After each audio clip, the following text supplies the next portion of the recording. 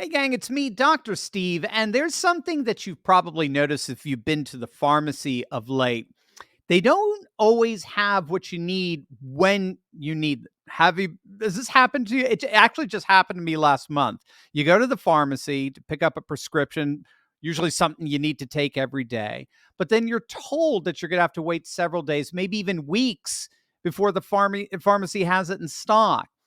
Obviously, some people don't have the luxury to wait that long for their medications to be filled. Now, as I'm sure you guessed, this is the unfortunate consequence of not just supply chain issues, but also the consequence of our globalized over reliance of medications manufactured overseas. Both of these dynamics are coming together, as it were, and forming a kind of perfect storm when it comes to our prescriptions and delays. The good news is that as the growing parallel economy develops that we track with every single week on this channel, we got patriots who are rising up and standing in the gap here. So today I am very excited to have as our guest Sean Rowland, a good friend and sponsor of this channel. He's the founder of Jace Medical, and he's here to talk to us about how to combat the supply chain issues and make sure that we have the medicines our families need when they need them. If you want a little sneak peek of Jace Medical, just click on the link in the down below and check out how you can help your family make sure they have the personal medical supplies they need when you need them. So, Sean, welcome. Great to have you here. Thanks so much. I'm always a privilege and happy to be here. Well, it's awesome to have you. You know, I was just reading, there was a recent Biospace article on drug shortages, and two things popped out to me in the article. One, I didn't know this. 50%, over 50% of drug manufacturing facilities that the United States relies on are overseas. I knew it was a lot. I didn't know it was more than half. And then, secondly, the current list of drug shortages that we're experiencing right now as we speak is huge. We're talking over 300 prescription drugs. I mean, it's crazy. So, talk to us about how Jace Medical is stepping up in the face of this problem. Sure. You referenced that report, and I've seen similar reports, and I would say, based on our own research and some other publications that are out there, those numbers are really low. The Okay. truth of the matter is, this was back in the '90s. The United States we closed our last remaining manufacturing plant that was making generic antibiotics. It was penicillin at the time. And since that time, basically 100% of our production capacity when it comes to generic medications come from overseas. Wow. Now, how much of those generic medications do we consume on a daily basis? Well, it turns out that if a doctor is writing a prescription, there's about a 95% chance that they are writing for a generic medication. Meaning, of the 95% of the drugs we consume on a daily basis, 100% of them are not produced here in the U.S. Wow. And then Wow. where are they coming from? Well, they're coming mainly from China. Really, when you look and dig into to that even further, you find out that there are other areas of production. India is a big one. If you look at the top generic manufacturers in the world, a number of those are from India. But turns out that at least 65 to 70% of their medications obtain their active pharmaceutical ingredients from China. And Right. so when you look across the board at all the top companies, all roads seem to, in one form or another, lead back to China. And so you Wow. hit on, that globalization of the manufacturing of the supply chain being, now and well, let me interrupt myself here. It's not just for the U.S. Right. Everybody in the world Right. virtually is in the same line, holding their hands out to these drug manufacturers coming out of China and India. And so this is not just a problem that is exclusive to us, and we're in line with the rest of the world. So, uh, you know, what is the cause here? Why is this happening? Certainly, you can point to this, having this dependence on these manufacturing plants in places like China, not having enough transparency in the industry when it comes to the FDA actually overseeing these things and making, they don't, unfortunately, the FDA themselves don't know what is the production capacity of any given factory in China. Where do they actually get their ingredients from? And I can go down a list there, but at the end of the day, it's not transparent, not just to us, but even to the regulatory agencies that we've empowered to tell us that these medications are safe and to track these things like the shortages you brought up. 300 on that list. It's growing every day. We've never seen numbers like this. Compound all of that with things like cyber attacks. We just experienced one a Right. couple of weeks ago that was hugely disruptive, directly targeted the ability of pharmacies to fill prescriptions, and it's just there's no shortage of potential issues to get between when a manufacturer or when a medication's produced and gets to your to into your hands. Um, Is there a particular issue that's causing sort of the roadblock in the medical supply chain issue right now? Yeah, it's multifaceted, and so there are multiple issues that are doing it. If you wanted to try and highlight what is maybe the one having the biggest impact, I would say it is the foreign production here is as Mhm. because we lose so much control, and again, back to that transparency, we just don't know, when for example, that shortage list that the FDA maintains, 9 times out of 10, if you go there, look at a particular medication, the manufacturer will say, hey, we can't necessarily tell you why this is in short supply, nor can we tell you when we expect it to be back up to normal levels. I mean, there's no requirement for reporting. There's no requirement to be transparent. And so how can we plan for these things? So that's a big one. The other one would be things like just any normal disruption when it comes to natural disasters, these geopolitical um, tensions. Yeah, There's a lot that happens from A to Z when a right. medication is produced to getting into your hands. But that would probably be the biggest one that I would highlight.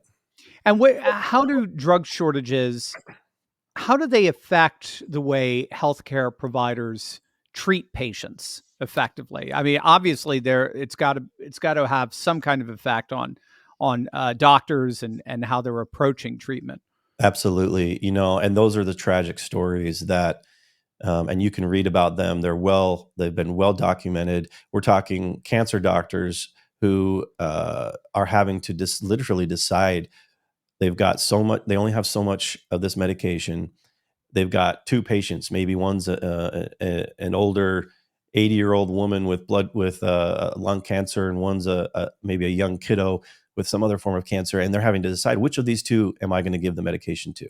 Mm, Which one's gonna live and which one's going to die? mm. And there's those kinds of stories are out there and have been out there for some time. I myself personally have experienced it. It's why I formed Jace Medical, working in a community hospital. This was a number of years ago, when this we hadn't gotten to this point. But even then, we were told at the time that we had limited access to one of our most important injectable antibiotics in the hospital.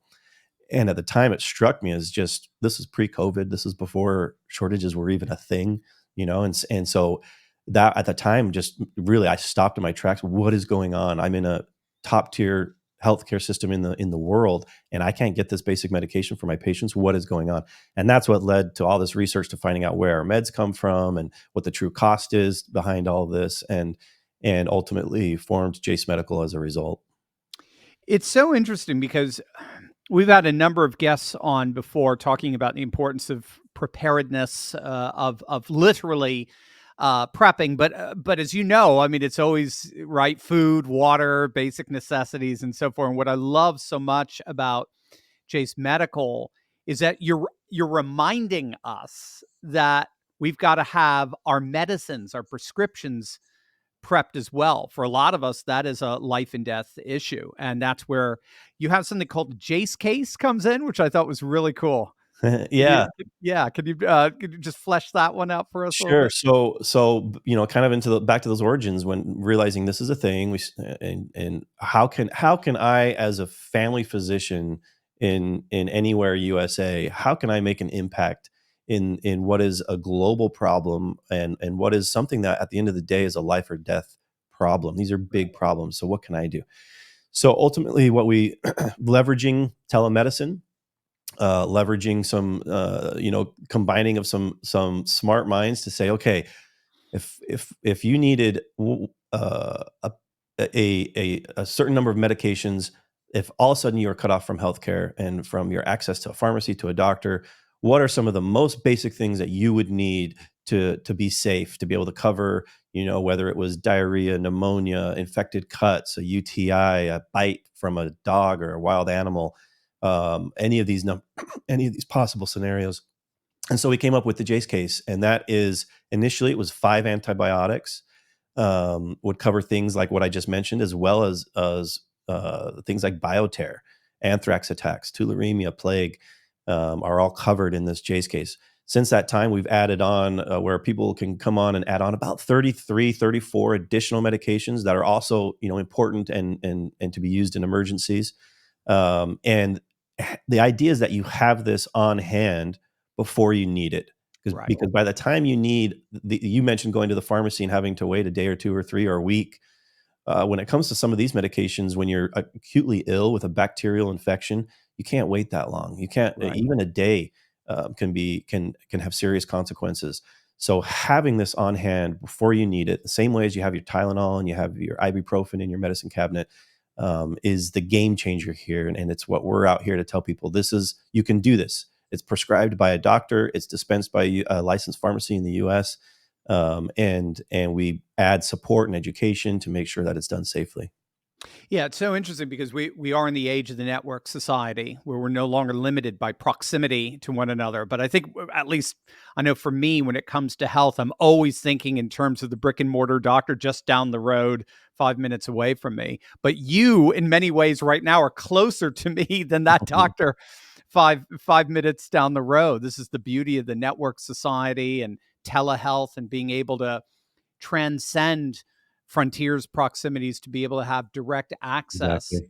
And that's the next step, isn't it? And being able to benefit in terms of our health and preparedness with our health, by virtue of this telemedicine structure and the network society, being able to contact you and having that resource. We don't have to worry about the pharmacy down the road that may not be stocked. We've got immediate digital access right now. Yeah, exactly. That's another part of the process, is the convenience of it. You don't have to set an appointment with your primary care doc, who maybe it's 4 weeks out, maybe more. I've heard people having to wait, Oh 2 months just to see their family doc, and then go and say, "Hey, doc, number one, I'm paying for this out of pocket because this, by the way, this is not something insurance is going to cover. And what I need is this, and this medication. I'm not sick right now, but I'm worried about potential disruptions in the supply chain, or maybe I'm going on a trip or whatever it is." And hopefully that doctor understands, and knows why this is important and is willing to sign off on that. And then you got to take that prescription and find that pharmacy, as you mentioned, and say, and again, you're paying out of pocket for all this. We've packaged this together in a way where you can sit in at your living room at 2 in the morning and fill out this form. It takes 5 minutes. Again, it gets reviewed by a board certified physician. The prescriptions get sent to pharmacies that we've already negotiated the best pricing for, and they fill this. They're able to fill these orders, from beginning to end. It might take you 5-10 minutes, and then you wait a couple of days, and it arrives on your doorstep, and you've got it when you need it. There's Perfect. a lot of effort went into making that as streamlined as possible. Yeah, yeah. That it's all right. So you mentioned somebody sitting on their couch 2 a.m. They got the website. They're watching this interview. They click on the link below. Just walk us through what would be a great place to start for somebody who wants to be medically prepared. They've got their food, they've got their water, but now they want to be medically prepared. What give us a Yeah. what's a nice grid to go through for that? So typically you're thinking of not just yourself, but your family, whatever that situation is in your household, right? And so when you come, there's these are prescription medications. They are prescribed to individuals, so to you as an individual, to your child, to your partner, and so you have to remember that. Keep that in mind. When you come to the website, you're presented with an option to say, "Hey, are you here for the Jace case for some emergency medications? Or are you here for our Jace Daily? And our Jace Daily service is for those folks who maybe do have a chronic medical condition that they take a medication for every day. I'm talking high blood pressure, thyroid disorders, seizure disorders, anxiety, depression, and they take these medications every day. The Jace Daily service allows them to obtain a full year supply of whatever that medication is, to have that on hand as their backup. And so that's kind of the branching point on the website. Which one are you after? You may be after both. That's fine. But you choose one or the other to get started. And that enters you into what we call the physician encounter, where you're going to get a few basic health questions, obviously who you are and where you're from. And then we want to know just basically what the doctor needs to know to give you these specific medications safely. So they don't need to know your full surgery history. They don't need to know did your grandma have cancer? They don't need to know a lot of that more complete history. They need to know, are you healthy? What meds do you take? Are you allergic to any meds? Basics. Yeah. That's pretty much it. So Yeah. so that form that you're filling out is really streamlined. It's simple. It's fast. The physician then gets that on their time. They'll review it. Now, in some occasions, they will reach out and say, hey, and it depends on the state you're in. They have different laws in each state as far as how much of a interaction needs to occur. And so they might reach out via text and say, hey, this is Dr. Such and Such, looking at your stuff. Just want to make sure that you don't have any questions. And you'll say, no, I don't have any questions. Thanks. And that's it. That then gets sent to the pharmacy and ends up on your door. So cool. I mean, the future is now. It's just so neat that the future of telehealth is, it's really right now. It's wonderful. You've got to be able to leverage this technology. Apart from the supply chain issue of medications, there is a shortage of healthcare providers. It's projected to reach numbers that 30,000, 40,000 people. So when you look at the numbers in the next 10 years, the projections are anywhere from 30 to 40,000 doctors in shortage. So it's getting worse. You think that 6-week wait time is only going to get worse. They're trying to fill the gaps with, nurse practitioners, physician's assistants, and each state's trying to figure that out. But at the end of the day, access to this person is also very difficult in a lot of places. Right. And so leveraging telemedicine, as you said, the power of being able to be right here in front of you right now, and being able to do that, across different states and distances. Right, states all over the world. It's stunning. Yeah. It's amazing. Yeah, nurse practitioners. Yeah, that's the new thing now. That's hot. I've seen that. But like what you're saying, in many ways, that's an indicator. That's a leading indicator of what's about to lag, and that is some serious shortage. I'm already seeing it in a pharmacy, or not even a health center down the road from me. They're virtually all nurse practitioners at this point, and they're not taking any new patients. It's a general family health. If you're getting to where the nurse practitioners also aren't taking patients, that's not good. And that's it. Yeah, my tiny little state of Delaware here. Yeah, you're already starting to really see it, and so I love what you're doing. It's amazing, Sean. Gang, we look out for each other on this channel. Your health and well-being is our number one priority. And then, of course, we keep stock of the growing, budding parallel economy each and every week. Sean is where both of those overlap. It's just click on that link below, get stocked up on the medicines you need so that you have them when you need them. Don't rely on these bumbling supply chains and overseas manufacturers. Click on the link below, get your medical supplies today so you definitely have them if you need them tomorrow. So Sean, this is awesome. Thank you so much. Please come back soon. This is incredible stuff. Yeah, I'd love to. There's always a lot to talk about here. So thank you for the opportunity. Absolutely. Thanks, Sean.